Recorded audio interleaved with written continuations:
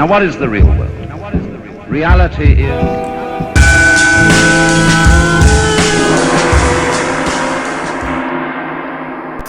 Saudações taoístas para você que me assiste.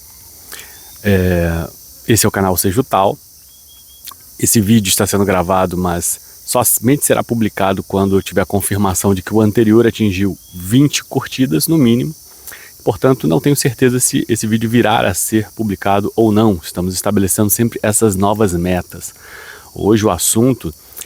Eu havia previsto um assunto sobre questão de mentalidade, né? Mentalidade primitiva versus mentalidade ordenativa. Eu até posso falar sobre isso posteriormente. Mas antes, como eu estou aqui num ambiente muito propício para puxar o assunto, né? Aliás, vários assuntos. Eu estou aqui no Parque Ambiental das Estâncias de Niterói. Então é uma região, nossa, maravilhosa, florestas densas, o contato com a natureza é realmente assim, fabuloso. É uma ótima oportunidade de termos contato com até besouro aqui em cima, puxando a gente o tempo todo, zunindo aqui no ouvido, né? E o assunto que eu pretendo tratar será a questão da relação entre ordem e harmonia. Mais uma vez falarei disso, e sobretudo no que diz respeito ao que é o cerne máximo da busca no taoísmo, que é a felicidade. Eu parto da tese de que existe digamos, um ressentimento atávico em relação à felicidade, ou seja, o ser humano hoje ele reproduz comportamentos ancestrais de um certo medo de ser feliz, vamos colocar assim, né? A felicidade está associada à não sobrevivência, como se fosse o oposto da sobrevivência. E isso remonta não apenas, digamos, civilizações primitivas, mas, sobretudo, o que o homem fez para deixar de ser primitivo, que justamente vem dessa questão ordenativa. Então a gente vai tentar remontar um pouco a história, a pré-história humana, né, de forma muito breve e sucinta, para poder melhor ilustrar essa tese de que a humanidade se afastou da busca por felicidade a partir do momento em que percebeu-se dependente da ideia de ordem. Então, portanto, o que acontece?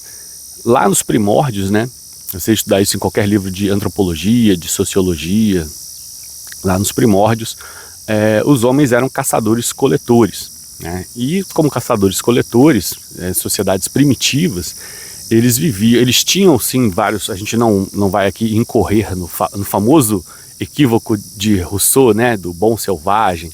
Não, a gente vai retratar as coisas como elas de fato são, né? O taoísmo não romantiza a natureza, né? Existe todo um lado cruel da natureza, sim, a gente compreende isso. Então, os caçadores-coletores, eles tinham uma vida, encaravam a hostilidade da natureza, eram especialistas em sobrevivência, caçavam. Eles tinham, bem verdade, né, em comparação à nossa vida, mais ócio, por outro lado, que não necessariamente pode-se dizer um ócio assumido de forma como nós entendemos, né, que deva ser assumido, um ócio aristocrático, nada contemplativo, mas enfim, as sociedades primitivas, elas eram nômades, eles não se fixavam no solo em nenhuma região.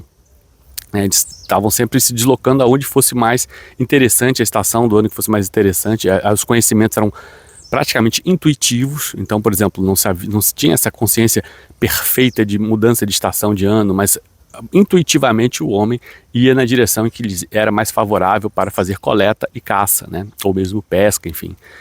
E as sociedades tinham uma organização tribal, a hierarquia existia, mas era mínima, e o homem vivia em harmonia com a natureza, né? Nessas circunstâncias, pode-se dizer, né, a felicidade era uma felicidade quase primária, né, primitiva, né, uma felicidade intuitiva, é bem verdade, mas pelo menos poder-se especular que não haviam tantas neuroses como na sociedade contemporânea, justamente porque não havia uma moralidade rígida, né? Existiam sim determinados critérios, valores, mas eles todos eram intuitivos, demandados, derivados direto da natureza, né? O que era mais conveniente à sobrevivência. E aí, em determinado momento da história, a gente pode dizer depois do Paleolítico, a gente entrou no Neolítico. Do Neolítico o homem buscou sedimentação, né? Muitas sociedades buscaram se sedimentar e essa sedimentação veio através da descoberta, sobretudo, da possibilidade de plantio, né, de colheita. Esse conhecimento humano do plantio e da colheita é que forçou o homem a sedimentar. E aí pode-se dizer, né, para quem estuda sociologia e antropologia, vai-se dizer que vai ser um grande marco, né, uma grande decisão, porque a partir da sedimentação é que pode-se começar a especular, né, o surgimento das mentalidades ordenativas, né, das filosofias ordenativas, da busca por uma organização. O homem sedimentado, uma vez percebendo que tinha controle sobre a natureza para plantar e colher, ele dali, inicialmente ele pode-se dizer, ele começou a perceber que ele poderia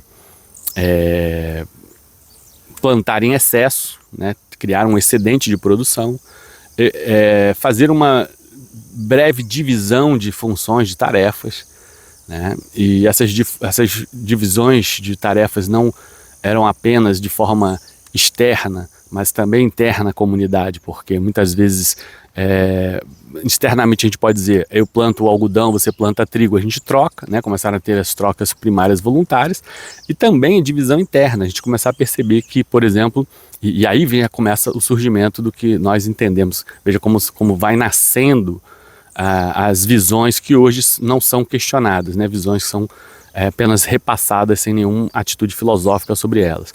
Vai nascendo o patriarcado, né, que é a ideia de que a mulher é cuidadora, é uma divisão de função, né? A mulher passa a ser, por ser mais frágil muscularmente, biologicamente, e por ter aí a incumbência natural de gerir, né, e de parir, ela passa a ser responsável por cuidar, né, do lar, ser cuidadora, e o homem mesmo o homem primitivo, veja, ele já era uma ideia de provedor, né? O homem que sai para caçar, para lutar com o javali e trazia comida para casa.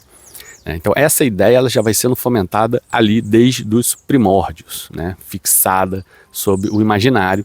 E todos que fugiam desses modelos tendiam a, de alguma forma, encarar maior dificuldade e hostilidade da natureza, correndo o risco de não sobreviver, né? Então, é por isso que, veja, eu estou falando tudo isso, né? A questão moral vai surgindo muito por uma necessidade de sobrevivência, né? A humanidade vai percebendo que na ordem ela vai conseguindo escapar da hostilidade da natureza e, portanto, ela se ordena com esse propósito de melhorar o bem-estar, de se afastar da natureza. Então, veja, o que parece principalmente, vamos colocar assim, pelo menos o que parece inicialmente uma coisa extremamente positiva, ela vai se degenerando, se tornando uma coisa atávica e até patológica, pode-se dizer, porque a humanidade foi evoluindo e muitos desses critérios, desses valores que remontam aí aos primórdios da civilização, eles incrustam dentro do inconsciente coletivo de tal forma que as pessoas não se perguntam mais por que nós nos organizamos em núcleos familiares, por que nós criamos uma moral que digamos, cria um padrão, que eu sempre brinco, né, falo isso, que é uma caixinha, que você tem que encaixar uma realidade complexa nessa caixinha, né? Então por que a gente criou esse padrão e tudo que sai fora desse padrão a gente condena?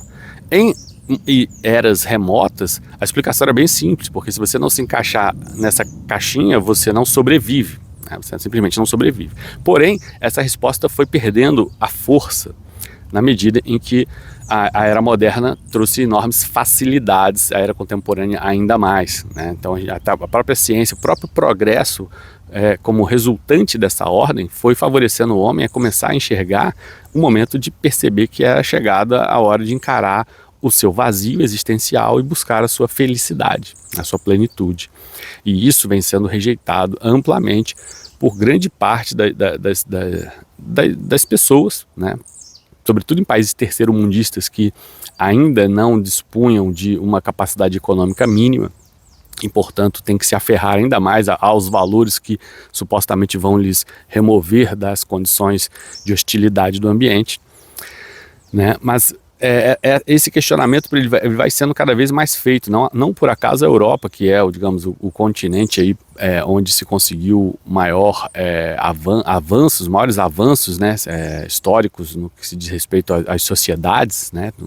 As sociedades se organizaram melhor, conseguiram criar um elo de confiança enorme entre as pessoas, produziram instituições fortes, legam e transmitem um legado cultural fortíssimo, interesse por arte, uma comunidade científica muito bem estabelecida. Então a Europa, muitos dos europeus foram se libertando, né, do que seria a moralidade atávica, né, essa necessidade de pensar na divisão, no núcleo familiar, no estabelecimento do padrão moral primordial, em que você tinha o homem como provedor, a mulher como cuidadora, aquela coisa que a teologia reforça, né, do homem é homem, mulher é mulher, né? Enfim, tudo isso foi sendo liberado na Europa. A Europa foi se libertando disso porque se percebeu num contexto histórico e sociológico completamente distinto do momento em que esses valores foram fundados e formados, né? No passado pode-se dizer, quando a gente fala do Neolítico, fala de coisa de 10 a 30 mil anos atrás, né, sociedades primordiais, onde o homem estava se sedimentando, ali era o núcleo, a formação do primórdio de muitas das religiões, né? As religiões começaram, antes disso, sendo uma religião digamos, naturalista, vamos colocar assim, né? Os deuses eram deuses vento, deuses primordiais, né? Deus fogo, né? E depois a gente foi começando a criar a ideia de monoteísmo. Por quê? Porque o monoteísmo, a ideia de mono, organiza mais a ideia de indivíduo, né? E então o monoteísmo é por si só, né? Seja ele o islamismo, o judaísmo ou o cristianismo, ele é uma ideia que ignora a natureza, ignora a relação do homem com a natureza e aposta totalmente na ordem civil e social, né? Então é muito mais do que uma religião, é uma espécie de adestramento civilizacional, né? Na verdade é isso, precisava se inculcar valores em cima de sociedades primitivas que favorecessem a ordem e a organização social, e é nisso que consiste tanto a tradição judaica, cristã, quanto o islamismo, os valores que estão presentes no Velho Testamento, sobretudo, são valores, ou mesmo os valores que a gente fala naqueles conjuntos de livros judaicos super antigos, o Talmud, né? O Talmud ali tem muitos valores judaicos, e são valores que são praticamente focados, esquece essa ideia de buscar o cosmos, né? O homem está profundamente antropocêntrico quando busca se organizar. Quando ele busca se organizar, ele fica profundamente antropocêntrico, ele esquece completamente a busca por compreensão do cosmos, sobre o todo, sobre o que seria o todo, o que seria a eternidade, o infinito. Isso tudo fica para escanteio e o homem se foca em sua própria ordem civil e concebe um Deus que possa organizar a sua civilização. É assim que funciona o monoteísmo, e todos os valores monoteístas são valores que objetivam afastar o homem da hostilidade da natureza, né? E portanto, sob essa ótica, pode-se dizer o que seria o pecado, né? O pecado é tudo que devolve o homem em direção aos seus instintos, em direção às consequências hostis da natureza frente à satisfação de instintos, né? Antes de dar continuidade, eu vou pedir aqui muito a sua curtida, o seu comentário. Esse canal, eu volto a dizer, ele é um canal que eu tenho muito prazer de fazer, é um prazer enorme que eu tenho aqui. Sempre que eu sento aqui eu faço, eu falo dos assuntos que eu mais gosto, que mais me despertam interesse.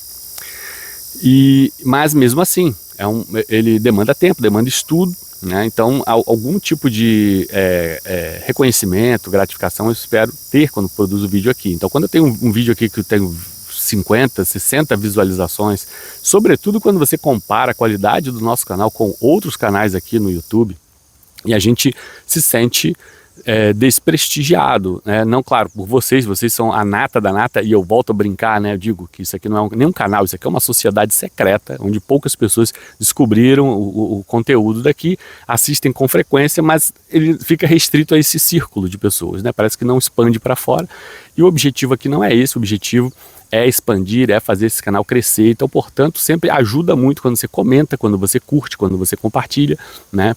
Quando você clica em notificações, ajuda demais, porque é o que propicia a gente a se sentir motivado a produzir mais conteúdo. E aqui eu vou estabelecer uma meta, né? Eu já estabeleci para o vídeo anterior. Não irei produzir outro vídeo seguinte, esse será o último, será a minha despedida aqui, caso esse vídeo não atinja pelo menos aí 22 curtidas. A gente falou de 20 curtidas no vídeo anterior, esse aqui eu preciso de 22 curtidas. Se não atingirmos 22 curtidas, fica o meu profundo abraço aí para todo mundo que me assistiu. Os vídeos não serão removidos de forma nenhuma, eu vou deixar aqui para... são todos vídeos atemporais, né? Vídeos que você pode ver a qualquer momento, você vai poder sugar dele. Não tem problema nenhum, eu também me disponho a responder comentários, mesmo tendo encerrado o canal. É isso, porque chega uma hora que a gente precisa dizer, porque é quase 10 anos, né? A gente vê vídeos com bem menos conteúdo do que o meu, que começaram depois de mim crescendo enormemente, o meu conteúdo vai ficando para trás. Então, de forma que se realmente eu não sentir que há nenhuma espécie de valia, né, agregamento, crescimento aqui, eu vou partir para outras áreas. Inclusive, uma delas é o meu blog. Fica o convite aí para você acompanhar os meus inscritos. Era o meu blog que chamava Limão Nihilista, agora eu estou mudando, botei Vadiagem Intelectual, né? Vadiagem Intelectual tem mais a ver com a minha cara, né? Eu gosto de vadiar, de falar besteira, de ter uma conversa informal. Então, acompanhe lá o meu blog Vadiagem Intelectual. Ao mesmo tempo, convite para você participar do Facebook, o grupo Coisas Boas da Vida, onde a gente está sempre ali fazendo trocas no que diz respeito a cinema, música, literatura, né? É isso. Dando continuidade aqui. Então, o que é esse grande rosnar humano que eu trato em muitas das obras que eu escrevo, né? O grande rosnar humano é a reação do homem contemporâneo que não compreende os valores que endossa, os valores que acredita que sejam necessários. Ele não compreende, mas ele rosna e odeia tudo aquilo que extravasa para fora da caixinha moral, né? Então tem uma caixinha moral que a gente herdou, sobretudo do monoteísmo, e que influencia inclusive ateus. Ateus são, eu costumo falar isso também, né? Os ateus no Brasil, eles são cristãos e não sabem, né? Eles são cristãos, pelo menos no que diz respeito a valores. Eu tenho em casa exemplos disso. Meu pai é ateu e os valores dele são totalmente cristãos, né? Então eles não sabem, não têm consciência de que eles são, no fundo, no íntimo, os valores deles são cristãos. E nesse sentido, o que eu estou falando é um pouco o contrário do que se pensou na Europa. A sombra nihilista que pairava na Europa, essa sombra nihilista eu sempre contestei muito, eu sempre contestei o Dostoiévski nesse ponto, porque eu acho que o niilismo efetivo, como compreendido, como encarar o vazio da existência, ele praticamente inexiste. Existe sim uma nata intelectual que o Dostoiévski combatia, isso sim, que eram de efetivos niilistas, mas muitos desses usavam o niilismo para promover ideologias, o que não tem nada a ver com o niilismo em si mesmo, né? Então o niilismo em si mesmo, ele é a exceção da exceção da exceção. Então essa visão que muitos cristãos têm de um mundo degenerado pelo niilismo, isso só mesmo na ficção. Na realidade, você dificilmente vai encontrar um niilista, é bem difícil, né? Você pode encontrar sim pessoas que seguem valores, têm como parâmetro valores cristãos, mas que não frequentam a igreja e acreditam racionalmente que não acreditam em Deus, né? Isso é o que mais acontece, sobretudo no Brasil. Mas isso não é niilismo, né? Isso não é niilismo. Então, voltando aqui, né, o grande rosnar é essa reação que o homem tem. Por que o homem tem essa reação psicológica, né, de ter raiva de tudo que foge, escapa, tudo que é diferente do padrão, né? Lembremos que não tem, o motivo hoje em dia termos uma guerra generalizada, uma briga generalizada entre as pessoas, é porque os padrões ordenativos são múltiplos, não é um só. Houve um tempo em que você tinha a igreja católica, estou falando do Ocidente, né? Houve um tempo que você tinha a Igreja Católica e as heresias, né? Os muitos heréticos. Só que essas seitas heréticas eram sufocadas pela Igreja Católica. E havia um discurso uníssono, vamos dizer, uma única intenção de ordem efetiva, que era a da Igreja. Hoje em dia não é bem assim, você tem a visão de ordem das esquerdas, você tem a visão de ordem dos conservadores, a visão de ordem dos liberais, e ainda tem os que digamos, só padecem de uma nostalgia em relação ao antigo regime, às antigas ordens feudais, aristocráticas, enfim, sobretudo teológicas, né? Então, você tem tradicionalistas, você tem liberais, conservadores, socialistas, de forma que cada visão dessa tem um padrão, uma caixinha própria. E lembremos que toda pessoa que padece da ambição ordenativa, ela encara tudo que está para fora da caixinha como uma ameaça, como um inimigo à sua visão de ordem. Então, por isso, ela costuma ser uma pessoa aflita, está sempre em guerra, sempre brigando com os outros. Você entra nas redes sociais, você vê isso. Experimenta, entra no X hoje, no Twitter, né? Você vai ver uma guerra, pancadaria virtual generalizada, porque justamente as pessoas têm um padrão ordenativo que querem impor ao outro, e elas estão acostumadas a rosnar para tudo que for diferente. E aí a pergunta volta a ser: por que o ser humano vê como ameaça tudo o que foge, tudo o que escapa desse padrão ordenativo? Ele vê como ameaça justamente porque remonta ao sentimento do homem primordial, que percebia tudo o que fugia dos padrões estabelecidos, ordenativos, como um retorno à sua relação rústica com a natureza, uma relação que era profundamente hostil e desfavorável à sua própria sobrevivência. Então, por exemplo, eu que coloco aqui a sedimentação como um marco civilizacional enorme, da onde vários valores como a monogamia, o patriarcado, a heteronormatividade, o núcleo familiar, o surgimento do núcleo familiar, vários desses valores que surgiram lá a partir da sedimentação, né, a divisão de funções entre homens e mulheres, enfim, a ideia de mulher casta, né, mulher casta, por que a mulher tinha que ser casta, né, desde os primórdios? Porque a visão de ordem está extremamente atrelada à propriedade. Então o homem, quando se sedimentou, quando ele era nômade, ele usava o que aparecia, vivia como uma espécie de eterno presente, ao passo em que, quando ele se sedimentou, ele percebeu que o plantio, né, precisava ser defendido e protegido.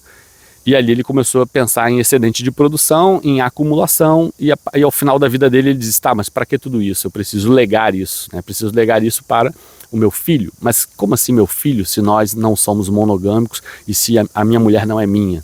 Né? Então, isso daí decorreu-se da ideia de propriedade que já adivinha da sedimentação, decorreu-se disso a monogamia, o matrimônio, a mulher casta, né? Porque a mulher casta, veja, volto a dizer, os valores morais tradicionais todos se focam na mulher, né? O homem, ele não faz nem sentido. Você vê, o islamismo chega até a oficializar a poligamia masculina, né? Então, no caso da mulher, por que a mulher que tinha que ser casta? Porque é dela que vai nascer o senso, volto a colocar aqui o germe antropocêntrico, né, como o núcleo do ordenativo, né? Porque senão eu não tenho certeza que o filho é meu. E se eu não tiver certeza de que biologicamente o filho é meu, para que eu tive uma vida inteira de sacrifício, de plantio, de colheita, de acumulação, de troca, se não for deixar esse esforço todo para o meu filho biológico, né? Então veja o quanto de vaidade, de luta pela afirmação da própria identidade, sobre a identidade do outro, a ideia de ordem carrega. E é verdade que existem autores, vou citar aqui um deles, né, que contestam a ideia de que a sedimentação tem a necessária relação com esse fenômeno. Dois Davids, né, o David Graeber e o David Wengrow, né, são autores da Aurora de Tudo, um livro que vai contestar essa ideia, porque eles vão citar exemplos de sociedades que escaparam de todas essas valorações a partir da sedimentação. Ou seja, sociedades que se sedimentaram e que não necessariamente se hierarquizaram, não necessariamente produziram patriarcado, não necessariamente tiveram que produzir o palácio e o castelo e o templo, né? Que são os símbolos da ordem, né? Da busca por ordem humana. Não necessariamente fizeram isso, ao contrário, viveram de forma igualitarista. e sem esses valores tradicionais, né? Só que, veja, os exemplos, o principal exemplo que ele dá é o exemplo da Moldávia e da antiga Ucrânia, né, onde haviam civilizações igualitárias que perduraram por mais de 1000 anos. É importante que se frise isso, né? Também tem outro exemplo lá no México, né, uma cidade, se não me engano, asteca, né, que há 500 anos antes de Cristo. A primeira era 5.000 anos antes de Cristo, né, uma sociedade bem primordial lá na Ucrânia, Moldávia. Essas civilizações, elas se organizavam sem precisar dessas valorações tradicionais e perduraram por muito tempo, no caso da civilização ucraniana. Mas o que eu diria que é um ponto frágil da argumentação desses dois autores é o fato de que, por mais que tenha assim perdurado por mais de 1000 anos, no caso dessa civilização ucraniana, são civilizações que sucumbiram às ordens alheias, né? Outras sociedades foram lá cedo ou tarde e derrubaram elas, né? O que remonta na nossa mente a ideia de que o momento em que pararmos de estar lutando, de vivendo em construção, sacrificando os nossos instintos, esse momento que começarmos a buscar a nossa felicidade, uma vida autêntica e genuína, será o momento que vamos sucumbir, a nossa sobrevivência vai para o esgoto e vamos sucumbir e vamos ser devorados pela hostilidade da natureza. É esse o terror que nos é inculcado atavicamente, e por isso é que, em grande parte, pessoas rosnam para tudo que foge das caixinhas ordenativas, né? As pessoas rosnam porque elas temem ser jogadas, temem que a civilização vá para o esgoto novamente, temem que a civilização seja engolida pela natureza. O medo da natureza é um fundamento muito forte para que as pessoas terminem sendo religiosas ou façam adesão a algum modelo ordenativo, qualquer que seja. É o medo da própria natureza. E volto a dizer, não estou dizendo que a natureza não intimide, que a natureza não meta medo, que eu não tenho medo da natureza, não estou dizendo nada disso. Realmente, se você parar para prestar atenção com calma, a natureza é uma coisa assustadora, sobre muitos aspectos, né? Mas a verdade é que a civilização contemporânea já conseguiu atingir um nível de complexidade e de afastamento, distanciamento da natureza de tal magnitude que nos possibilita, como a Europa bem compreendeu, né, nos possibilita começarmos a repensar esses valores. Eu sou uma pessoa que questiono demais todos esses valores tradicionais, sobretudo a monogamia, que eu acredito que seja um valor profundamente cerceador e repressor dos instintos. Além disso, mais do que a monogamia, a monoafetividade, né? São valores que são presumidos na nossa sociedade. É muito engraçado isso, né? Você presume que a outra pessoa é também e nem questiona, né?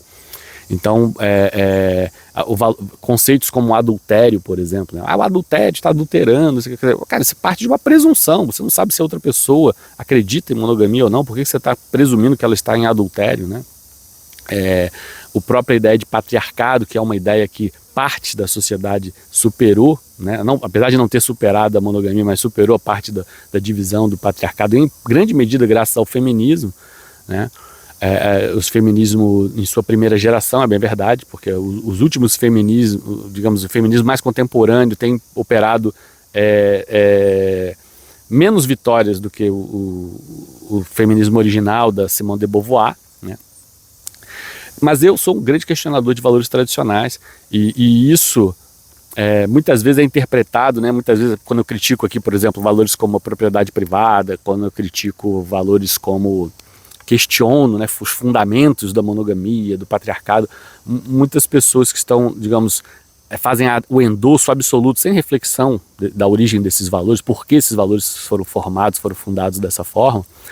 Muitas pessoas pensam assim, então é porque ele é um revolucionário, kamikaze, comunista, araquiri, maoísta, tudo, né? Mas não é bem assim, né? Eu também alio essa visão a um profundo ceticismo em relação a todas as formas de ordem e, sobretudo, as ordens impositivas e coercitivas, ordens que tentam se impor por força da lei e mais ainda as ordens que centralizam o comando, né? Centralizam excessivamente o comando, né? Centralizam decisões econômicas, por exemplo. Eu sou bastante cético em relação a essas formas.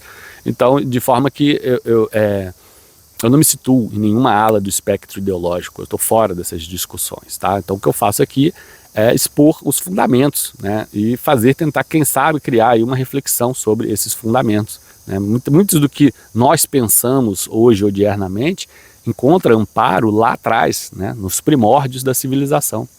E nós nunca, em nenhum momento, paramos para pensar em por que precisamos ser monogâmicos, por que, por exemplo, né? Temos essa necessidade de condenar quem foge, quem consegue escapar dessas valorações, porque precisamos pensar em patriarcado, em autoridade familiar, porque precisamos pensar em vários outros critérios, a heteronormatividade, né, o eurocentrismo. Por que tudo isso? Essas coisas precisam ser investigadas, né? A antropologia, a sociologia estão aí para isso, para que você investigue, veja os primórdios, os motivos, os fundamentos e perceba se esses fundamentos são aplicáveis numa sociedade odierna que já criou uma quantidade enorme de institutos, de avanços tecnológicos que nos distanciam das realidades primordiais, as quais davam substância e fundamento para esses valores. Ou seja, são valores que flutuam sem nenhum fundamento a não ser o atavismo e o medo infundado, né? É isso que eu quero dizer, né? Então, por exemplo, hoje a gente já tem métodos de prevenção contra doenças sexualmente transmissíveis, métodos contraceptivos. É bem verdade que a teologia, muitos teólogos condenam, né, esses avanços científicos sem nenhum fundamento que não seja manter e suster a fé por mais tempo das pessoas e com isso o poder que elas exercem sobre essas pessoas. Então, métodos contraceptivos, temos institutos como identificação de paternidade por meio de coleta genética, né? Ou seja, já até mesmo a satisfação da identidade, a ordem, o grau de complexidade que nós conseguimos atingir tecnologicamente chegou ao ponto de satisfazer, nem esse fundamento mais tem, né? Ah, porque eu não vou cuidar do filho que não é meu, não seja problema, amigo. Você só vai pagar pensão alimentícia. Bem verdade que a gente teve um retrocesso recente agora com a pensão socioafetiva, né? Um assunto que eu posso tratar, se esse canal continuar, né, eu posso tratar em outro assunto. Mas em tese, né, a gente tem a sociedade ocidental balizada na ideia de que você só vai arcar com os custos daquele que for o seu filho biológico, né? Ou seja, dando bastante satisfação ao ego, a mentalidade egóica do homem ocidental, que se propagou para o Oriente. É bem verdade que hoje o mundo todo é assim, mas essa mentalidade egóica que só quer arcar com o custo do seu próprio filho, né? E tudo bem, né? A gente vai estendendo isso cada vez mais, essa mentalidade, a sociedade vai se conformando à mentalidade egóica ao invés de tentar mudar a mentalidade egóica. Ela vai se conformando e se estendendo, dando satisfação cada vez mais a isso. Sei que a gente nunca questione por que só temos que agir segundo os nossos estritos interesses únicos e individuais, né? Por que tem que ser assim? Por que não podemos agir de forma colaborativa ao invés de competitiva, né? Há um momento em que a gente vai precisar questionar isso, porque na velocidade com que a tecnologia avança, nos propiciando cada vez mais facilidades e condições, inclusive, de destruir rivais e inimigos de forma pontual, né? Um momento há de chegar em que nós vamos ter que parar e pensar assim, cara, se continuarmos competindo ferrenhamente uns contra os outros, vamos nos exterminar mutuamente, né? Vamos acabar nos exterminando. Então, uma hora a gente vai ter que começar a pensar que a evolução necessita de cooperação, de colaboração, ao invés de competição, né? Fora que o homem vem cada vez mais sendo varrido para fora do labor, né? Tecnológico e, portanto, menos sentido faz, né, a necessidade de competição como um estímulo à produção, né, que é esse o cerne, o núcleo do pensamento liberal, né, a necessidade de competição como estímulo à produção. As máquinas não precisam competir entre si. Essa é o grande contraponto, né, do argumento liberal. Então você vê que eu sou crítico aqui a praticamente todas as alas, né, do pensamento ordenativo, porque eu remonto primórdios do pensamento oriental e vislumbro que o homem precisa resgatar a sua relação com a natureza. E é claro, né, eu falo isso a partir de uma base civilizacional que superou uma série de questões que poderiam nos arremessar, sim, verdadeiramente de volta à hostilidade à natureza. Ou seja, talvez eu não falasse aqui, não questionasse aqui esses valores tradicionais se não houvesse pensão alimentícia, se não houvesse identificação paternal, se não houvesse métodos contraceptivos, se não houvesse prevenção a doenças sexualmente transmissíveis, entre outros muitos avanços, a emancipação feminina. Se não houvesse nada disso, talvez eu estivesse aqui defendendo os valores tradicionais, né? Dizendo, poxa, inclusive eu defendo os valores tradicionais para nichos sociológicos que estão muito mais próximos da pobreza do que dos estratos sociais mais favorecidos e que estão, digamos, distantes, conseguiram se descolar da natureza. Para essas pessoas, infelizmente, eu digo infelizmente, literalmente, né, porque de fato esses valores não trazem felicidade. O propósito desses valores não é trazer felicidade, é trazer neuroses, né? Eles trazem sequelas, raivas, o grande rosnar humano uns contra os outros, né? Então a ordem ela é sempre baseada em repressão, né? em tensão, em labor, em sacrifício, né? E é isso que vai precisar fazer quem estiver mais para lá do que para cá, dentro da linha, da escala civilizacional, vamos dizer, né? dos acessos, das facilidades que a civilização moderna oferece. Então, quanto mais empobrecido estivermos, quanto mais estivermos inseridos numa sociedade muito mais empobrecida, né, mais teremos que pensar em valores tradicionais, em ordem, né, porque depende-se disso para se seguir o processo evolutivo, né? Agora, uma vez que já tenhamos superado essas questões, essas condições, aí a pergunta seguinte é, pô, cara, por que você continua acreditando nisso? Vamos ser felizes, né? Você já tem todos à disposição todos esses avanços, essas evoluções científicas e sociais. Você vai se manter como uma pessoa enciumada, com raiva, se sentir ameaçada por valores tradicionais? Por que isso? Você não está num nicho sociológico baixo, né? Então, por que herdar isso dos antepassados, né? Guardar essa mácula, essa necessária mácula para a evolução civilizacional? Você não precisa mais disso, você pode se libertar. E é isso que a Europa fez, em grande medida, e talvez por isso ela hoje seja tão atacada, né, amplamente atacada. Você vê, eu falo aqui, né, é curioso como o atual, eu vou falar de geopolítica infelizmente aqui no canal, mas é curioso como todas as medidas que o atual presidente dos Estados Unidos toma, o Donald Trump, em última análise acabam ferindo e atingindo a Europa, né? Sempre que pode, o objetivo final, o último, acaba sendo tentar jogar mais uma pá de cal em cima da Europa, tentando sepultar a civilização europeia, né? A Europa, ela é criticada, ela é difamada, é dita dela que ela acabou, né? Que ela veja, é só ela começar a abandonar os valores tradicionais que o terceiro mundo fica invejando, que sempre invejou a Europa, né, diga-se de passagem, ela começa a comemorar a queda da Europa, né, porque acredita que abandonar os valores tradicionais é se denegrir civilizacionalmente, derrubar a civilização. Ela acredita piamente nisso. E enquanto isso, a Europa está pouco se ligando para isso, está muito bem, inclusive. Hoje em dia, se você precisar fazer um estudo científico, acadêmico sério, você vai ter que ir à Europa, não tem jeito, né? É bem verdade que eles atravessam algumas crises energéticas, porque durante os últimos séculos eles depositaram demais questões energéticas e questões militares, né, de defesa, digamos, delegaram para outras nações, outras sociedades, que ficaram muito dependentes, mas eles já estão revendo isso, né?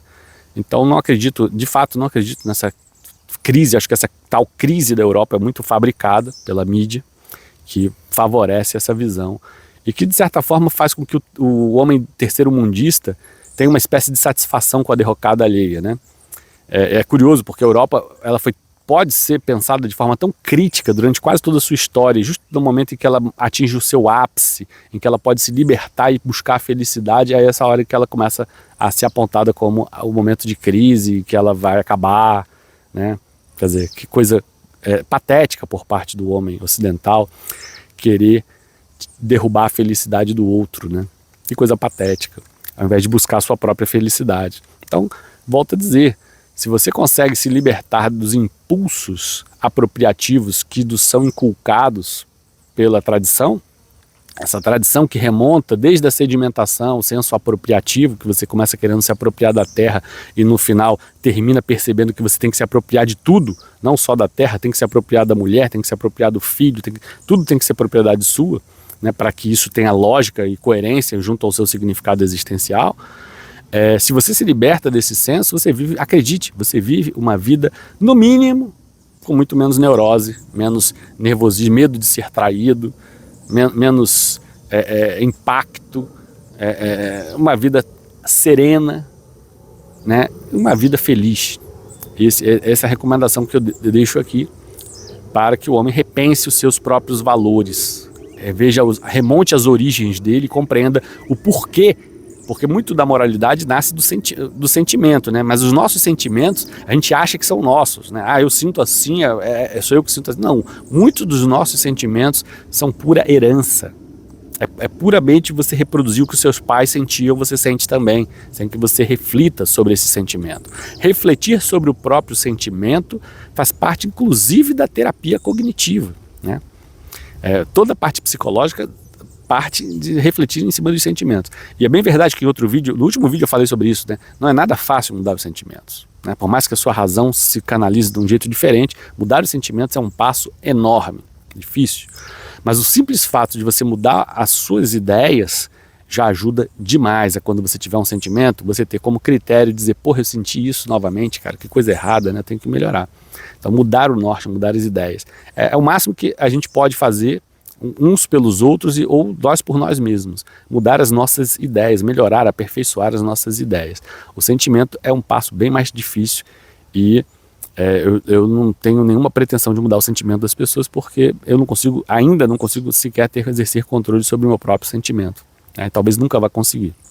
É isso, gente. Se vocês quiserem um próximo vídeo, volto a dizer, faça uma curtida aqui de no mínimo 22 curtidas e a gente tem um próximo vídeo nesse nosso canal.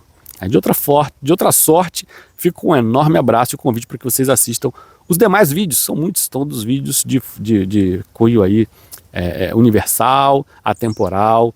Certamente você vai ter muito que se divertir, porque tem vídeos aqui, inclusive, com menos de 20 visualizações, né? Um forte abraço e se houver outro vídeo, eu te vejo lá. Saudações taoístas para você.